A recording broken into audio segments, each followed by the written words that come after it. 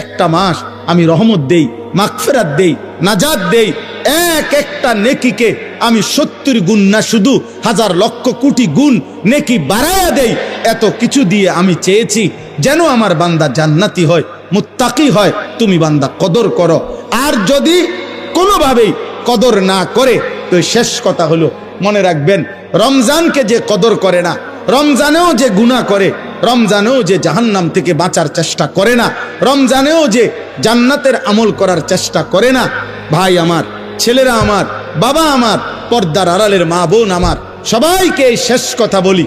আল্লাহ রসুল বলছে, জিব্রাইল আইসা রমজানের শেষ দিন নবীজিকে আইসা বলে গেছে, ইয়া রসুল আল্লাহ, এত বড় রমজান পেল, ইফতার, সাহারি, তারাবি, এতেকাফ, শবে কদর, প্রতি ঘন্টা মিনিটে এত মাফ নেওয়ার সুযোগ থাকার পরেও যেই নাফরমান জাহান্নাম থেকে বাঁচার চেষ্টা করে নাই, গুনাহ থেকে আল্লাহর কাছে মাফ নেয় নাই, জান্নাতের জরুর আশা পূর্ণ করতে পারে নাই, আমল করতে পারে নাই, খোদার কসম নবীজি বলছে, জিব্রাইল আইসা বলছে, ইয়া রাসূলুল্লাহ, এমন নাফরমানের উপরে আল্লাহর লানত, আল্লাহর লানত, লানত, লানত। নবী বলছে আমিন, আমিন। মানে নবী বলছে, হ জিব্রাইল, আমিও বললাম আল্লাহ, এমন লানত আপনি কবুল করেন এই নাফরমান উম্মতের উপরে, আমি নবীরও লানত, যা তোর রূপে খোদার লানত পড়ুক, যা। এত বড় রমজান তুই এখনো বিরিয়ে খাস, এত বড় রমজান নাফরমান তুই আজও ওজনে কমে দে, তোর কিস্তি শেষ হয় না, সুদে শেষ হয় না, তোর নর্তকী দেখাই শেষ হয় না, তোর উলঙ্গ ছবি দেখাই শেষ হয় না, তোর জিনা ব্যভিচারে শেষ হয় না। তুই বেটি গত 11টা মাস বাজারে বাজারে ঘুরলা, এখনো রমজান, রমজান আইজও তোমার জুতা কিনা, 3 পিস কিনা শেষ হয় না, যা। গুনাহ থেকে বাঁচতে যেহেতু পারলাই না, জাহান্নাম থেকে বাঁচার চেষ্টা করলাই না, তো জিব্রাইল বলছে আল্লাহ তার উপরে লানত দিছে, জিব্রাইলও লানত দিছে। নবী বলছে আমিন, আমিও দিলাম, যা তোর উপরে খোদার গজব পড়ুক। এরপরে এই নাফরমানকে বাঁচাবে কে? হ্যাঁ বলেন? অতএব বাবা, তামসা করো, কোনো অসুবিধা নেই। আমাদের সামনে মাহে রমজান, আমাদের সামনে মাহে রমজান। আল্লাহ তাআলা বলছে, ইয়া আইয়ুহাল্লাযীনা আমানু, হে ঈমানদারগণ, তোমরা আমার, পৃথিবীর আর কেউ শুনুক আর না শুনুক, মুমিন, তুমি বলতেছো তুমি মুমিন, তুমি বলছো তুমি মুসলমান, তোমার মুখ দিয়ে তো তুমি লা ইলাহা ইল্লাল্লাহ বলতেছো, তোমার মুখ দিয়ে তুমি মুহাম্মাদুর রাসূলুল্লাহ বলছো। অতএব আমি তোমার কাছে চাচ্ছি, কুতিবা আলাইকুমুস সিয়াম, তোমাদের জন্য আমি রোজাকে ফরজ করলাম, কামা কুতিবা আলাল্লাযীনা মিন ক্বাবলিকুম, তোমাদের পূর্ববর্তী ঈমানদারদের উপরেও আমি রোজা ফরজ করেছিলাম। কেন? লাআল্লাকুম তাত্তাকুন। আল্লাহ বলছে, গত 11 মাসে আমি চেয়েছি তোমাকে মুত্তাকি বানাইতে। আমি 11 মাস ধরে বলছি, ইত্তাকুল্লাহ, ইত্তাকুল্লাহ, ইত্তাকুল্লাহ, আল্লাহকে ভয় করো, আল্লাহকে ভয় করো, আল্লাহকে ভয় করো, আল্লাহকে ভয় করো। কিন্তু কোনো পাত্তা দিলা না বান্দা, কোনো পাত্তা দিলা না। ঠিক আছে বান্দা, যাও, আমি আল্লাহ আবারও দয়া করে সব বাদ দিলাম, 11 মাস বাদ, যাও, একটা মাস মাত্র এবার, আইয়ামাম মাদুদাত, 30টা দিন, গোনা গোনা 30 দিন, 31 দিন হবে না, 32 দিন লাগবে না, 30 দিন, 30 দিন, কথা কথাই, প্রয়োজনে একদিন কমায় এলামু, 29 দিন, হয় 29 নয় সর্বোচ্চ 30, 30টা দিন তুমি রমজান পালন করবা, একটা গুনাহ করবা না। চুরি, ডাকাতি, জিনা, ব্যভিচার, মদ, জুয়া, অশ্লীলতা, বেহায়াপনা, অসভ্যতা, নোংরামি, বেপরদিগি, উলঙ্গতা, অসভ্যতা, হারাম উপার্জন করবা না। আর জিকির করবা, তিলাওয়াত করবা, রোজা রাখবা, ইফতার করবা, সাহারি খাবা, তারাবি পড়বা, শেষ দশকে এতেকাফ করবা, শবে কদর তালাশ করবা, প্রতিদিন কাঁদবা, দোয়া করবা, মুনাজাত করবা, একটা মাস গুনে গুনে আমার ইবাদত আমলে কাটাইবা, গুনাহ থেকে বেঁচে থাকবা। আল্লাহ বলেন, আমি 30 দিনেই তোমারে মুত্তাকি বানাইয়া জান্নাতি বানাইয়া দেব, লাআল্লাকুম তাত্তাকুন। আল্লাহ তাআলা বলছে, বান্দা কঠিন হবে না, কষ্ট হবে না, দেখো তুমি নিয়ত করলে পারবা। এখানে আছে ইউরিদুল্লাহু বিকুমুল ইউসরা ওয়ালা ইউরিদু বিকুমুল উসরা। আল্লাহ তাআলা বলে, বান্দা আমি যেমনে যেমনে রমজান সাজাইছি, রমজান, রোজা, ইফতার, সাহারি, তারাবি, এতেকাফ, শবে কদর, যেটা যেমনে সেটিং করছি, আল্লাহ বলে বান্দা বিশ্বাস করো, আমি আল্লাহ খেয়াল রাখছি তোমার যেন সহজ হয়, কঠিন যেন না হয়। এইভাবে আমি আল্লাহ বিধানটা আমি নিজের হাতে সাজাইছি। ইউরিদুল্লাহু বিকুমুল ইউসরা, তোমার কঠিন হবে না, তোমার কঠিন হবে না। আমি জানি তোমার ভিতর বাহির, তোমার শরীরের যোগ্যতা কদ্দুর, এ তো আমি দিছি বান্দা। তোমার শরীর স্বাস্থ্য, তোমার জীবন যৌবন আমি দিছি। তুমি অসুস্থ প্রচন্ড, কোনোভাবেই তুমি পারবা না, তো ঠিক আছে, ফামান কানা মিনকুম মারিদান, তুমি যদি প্রচন্ড অসুস্থ হও, যে অসুস্থতা রোগ বেড়ে যাবে রোজা রাখলে, তো ঠিক আছে, যখন সুস্থ হও তখন তুমি কাজা করে নিও। আল্লাহ বলছে লম্বা পথ সফর করবা, তোমার কষ্ট হবে, মুসাফির, ঠিক আছে, তুমি ওই সময় রোজা ছেড়ে দিও, অন্য সময়ে যখন বাড়িতে থাকবা কাজা করে নিও।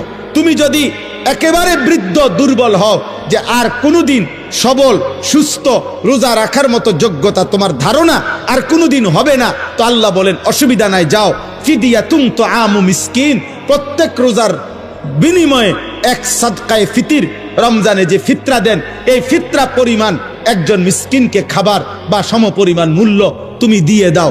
আল্লাহ বলেন সব রকমের সুযোগ রাখছি, প্রচন্ড দুর্বল হলে কি করবা, মুসাফির হইলে কি করবা, একেবারে বৃদ্ধ হইলে কি করবা, এইভাবে গর্ভস্থিত নারী যার গর্ভে বাচ্চা আছে তার জন্য কি করতে হবে আল্লাহ তাআলা বলেন, আলাদা আলাদা করে বলছি, কঠিন কিছু বলি নাই। সন্ধ্যা থেকে নিয়ে সুবহে সাদিক পর্যন্ত খাও, পান করো, স্বামী স্ত্রী মিলামেশা করো, সুবহে সাদিক থেকে সূর্যাস্ত পর্যন্ত শুধু এইটুকু সময় খাদ্য খাবার থেকে বিরত থাকো। শেষ দশক এতেকাফের চেষ্টা করো, বেজর রাত্রিগুলো সবে কদর তালাশ করো, গুনাহ কইরো না। বাজারে তো সারা বছরই যাইতে পারবা, কাপড় লুঙ্গি শার্ট শাড়ি থ্রি পিস জুতা এ তো সারা বছরই কিনতে পারবা।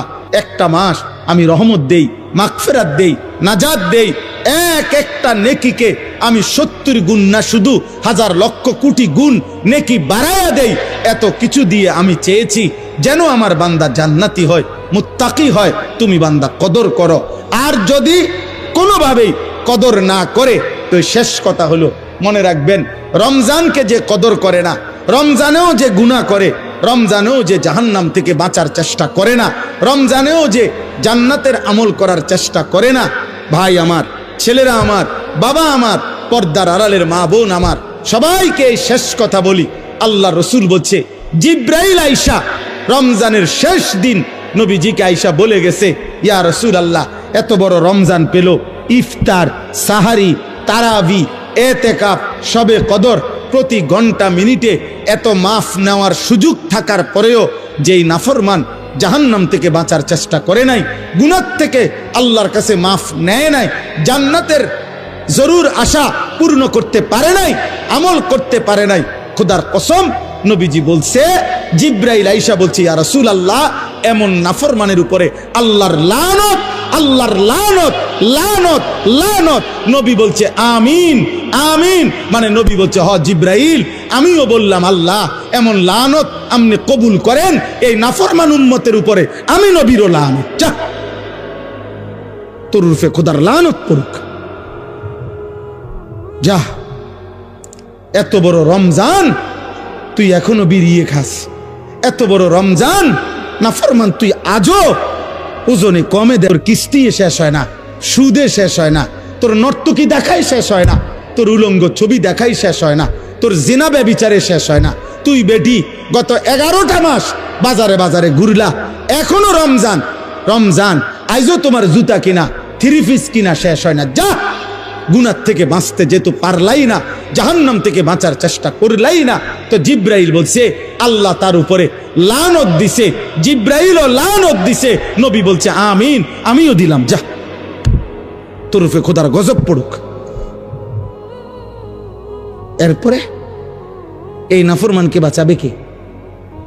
হ্যাঁ বলেন? অতএব বাবা তামসা করো, কোনো অসুবিধা নেই, এ কথা শেষ আমার। মনে রাখো, হাসি কান্না, আনন্দ বেদনা, সুখ দুঃখ, হ্যাঁ, আনুগত্য অবাধ্য, ঈমান কুফর, কোনো কিছুতেই পৃথিবী থামে না, তুমিও থামতা না, একদিন কবরেই চলে যাইতো। হাসলেও কাঁদলেও, সুখে থাকলেও দুঃখে থাকলেও, ইমানদার হইলেও নাফরমান হইলেও, আনুগত্য থাকলেও আনুগত্য না থাকলেও, সেজদা দিলেও মৃত্যু হবে, সেজদা না দিলেও মৃত্যু হবে। সেজদা দিতে দিতে আব্দুল কাদের জিলানী হইলেও মৃত্যু হবে, নাফরমানি করতে করতে ফেরাউন নমরুদ হইলেও কি হবে? খালাস, অসুবিধা নাই, কোনো অসুবিধা নাই। চলো ভাই, কারো জন্য পৃথিবী থামে না। আমাদের কারো মৃত্যুতে, আমাদের কারো জন্মে সেকেন্ড, ঘন্টা, মিনিট, 1 সেকেন্ড থামে না। সময়ের গতি থামে? কথা বলে না। পৃথিবী থামে কারো জন্য? না না। কোন ক্ষমতাধরের মৃত্যু আর কোন ফকিরের মৃত্যু সময়ের কাছে সবাই বরাবর। সময় বলে আমি চলছি তো চলছি, কে মরলো, কে জিতলো, কে হারলো, কে জন্ম নিল, আমার তো সময়। আমি যাচ্ছি আখিরাতের দিকে, আমি যাচ্ছি কবরের দিকে। অকুল্লুম ফি ফালাকিন ইয়াসবাহুন। আল্লাহ বলে সব কিছু তার নির্ধারিত গক্ষপথে, গন্তব্যের দিকে, মানে আখিরাতের দিকে চলছে, সব চলছে। আমরা সবাই যাচ্ছি কোন দিকে? কথা বলে না। আমরা যাচ্ছি কোন দিকে ভাই? আখিরাতের, আখিরাতের দিকে।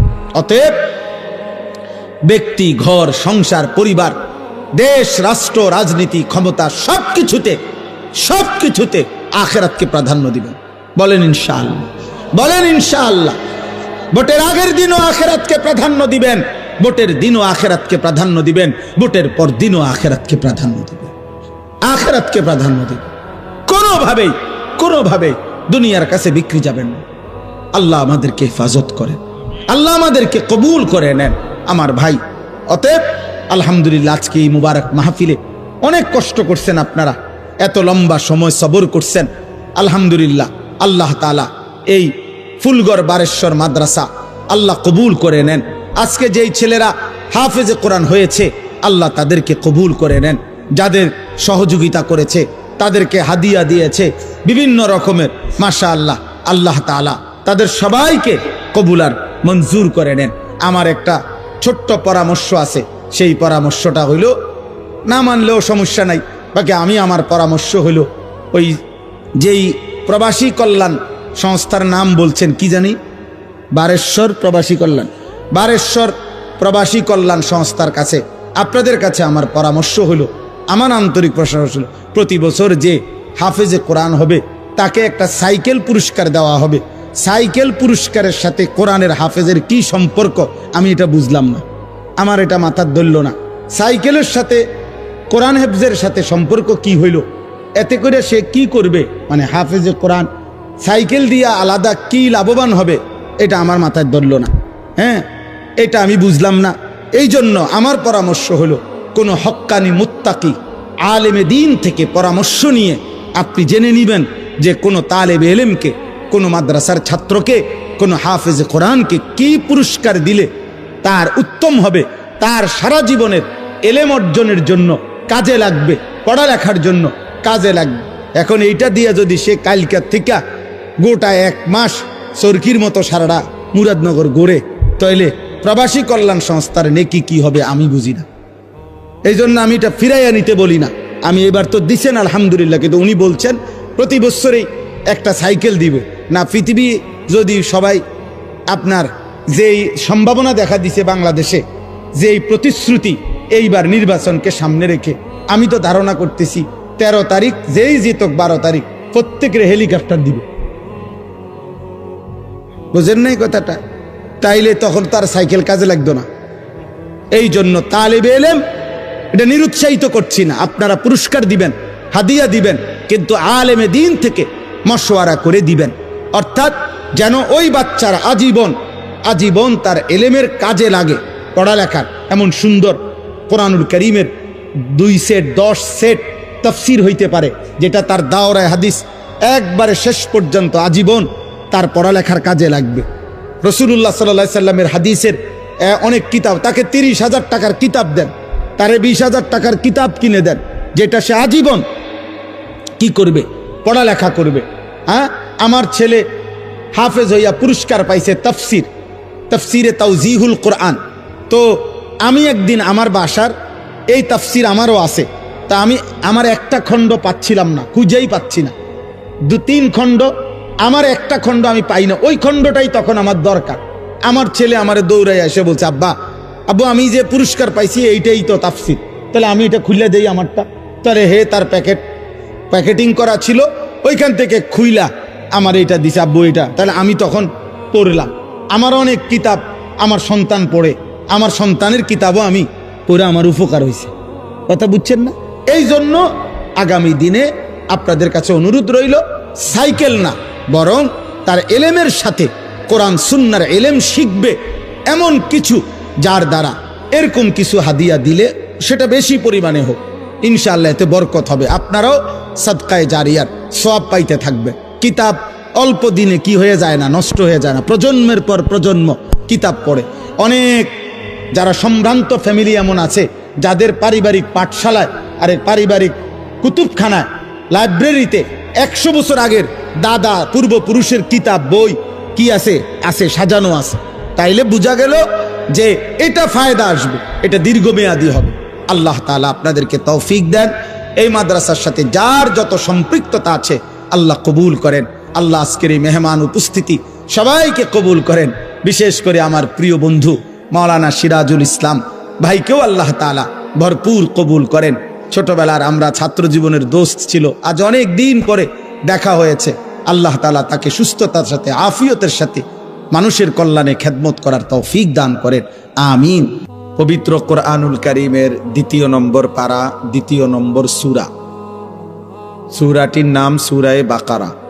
এই সূরার 183 নম্বর আয়াত আমি তেলাওয়াত করেছি। এই ছেলে, তোমার কি সমস্যা বাবা? আরে এদিকে ফিরো, তুমি ওইদিকে ফিরে বসো। 183 নম্বর আয়াত সূরায়ে বাকারার এই আয়াতটি আমি তেলাওয়াত করেছি মাহে রমজানকে সামনে রেখে। পবিত্র কোরআনুল কারীমের সূরায়ে বাকারার এখানে 5টা আয়াত, 183 থেকে 187, 183, 84, 85, 86, 87, এই মোট 5টি আয়াতে রমজান, রোজা এবং রমজানের সাথে প্রাসঙ্গিক শরীয়তের বিধিবিধান, আল্লাহর বিধিবিধান আল্লাহ তাআলা বিস্তারিত এখানে উল্লেখ করেছেন। আমাদের প্রিয় নবী সাল্লাল্লাহু আলাইহি ওয়াসাল্লামের একটা মোবারক কথা বলো না আব্বা, কথা বলো না। ছেলেরা তোমরা একজন আরেকজনকে বুঝায় বলো, ভাই কথা বলতে দিও না। যে কোনো ভাবে কথা থামে না তারা বাইর করে দাও, বাইরে ছেড়ে দিয়ে আসো, যায় ধরে আলগি দিয়ে 4 জনে ধরে। আমি ব্যক্তিগতভাবে কোনো প্রার্থী না, আমার কোনো ভোটে কোনো আমি প্রার্থী না, অতএব আমি আগের থেকেই ব্যাপক জনসমর্থন কখনোই প্রত্যাশা করি না। কারণ আমি তো আর ভোটে দাঁড়াইছি না, কাজে আমি এত অনেক জনসমর্থন আমার দরকার এমন কিছু না। আমি একটা দিল থেকে সবসময় ভাবি আল্লাহর কথা একজনকে বললেও নেকি হয়, তার আমার নেকি দরকার, তো সেটা অল্প মানুষকে বললেও সমস্যা কি। কিন্তু গাফেল মানুষ, ফালতু মানুষ, অমনোযোগী মানুষকে 1000 বছর বললেও লাভ হয় না। যেই কলস উল্টানো, যেই জগ উল্টানো, উল্টানো কলসিতে 1 সাগর পানি ঢাললেও এটা কোনোদিন পুড়বে না, কারণ এটা তো কলসটা কি উল্টা। নবী সাল্লাল্লাহু আলাইহি ওয়াসাল্লাম এটা হাদিসে বলছেন, কিছু মানুষের অন্তর উল্টান কলসির মতো, কালকুজে মিরবাদান, উল্টানো কলসির মতো। নবীজি সাল্লাল্লাহু আলাইহি সাল্লাম বলছেন, মানে কলস উল্টান, দিলটাও উল্টান। এবং নবীজি বলছেন শুধু উল্টানো কলস না, বরং কলসির উল্টা পিঠে আলকাতরা দিয়া মাইখা দিছে, যাতে করে 1 ফোঁটা পানিও না জমে, পিছলা হয়। তো নবীজি সাল্লাল্লাহু আলাইহি সাল্লাম বলেছেন, কিছু নাফরমানের অন্তর আল্লাহর অবাধ্যতা করতে করতে তার দিল উল্টে যায়। ফলে একটা সময় হয় এমন, লা ইয়ারিফু মারুফান ওয়ালা ইউনকিরু মুনকার, তখন আর কখনোই পরবর্তীতে আল্লাহর গজব যখন হয়, তখন আর কখনোই তার ওই উল্টা অন্তরে কোনো নেক কাজকে নেক কাজ মনে হয় না, কোনো গুনার কাজকে গুনাই মনে হয়। এটা মানুষের জীবনের সবচেয়ে বড় দুর্ভাগ্য। কারণ এটুকু অনুভূতি যদি কারো চলে যায়, তো তার জীবনে আর কিছু থাকে না। কম বেশি ভুল পাপ দোষ ত্রুটি আমাদের সবার আছে, হুজুরেরও পাবলিকেরও, ফির সাহেবেরও মুরিদ সাহেবেরও।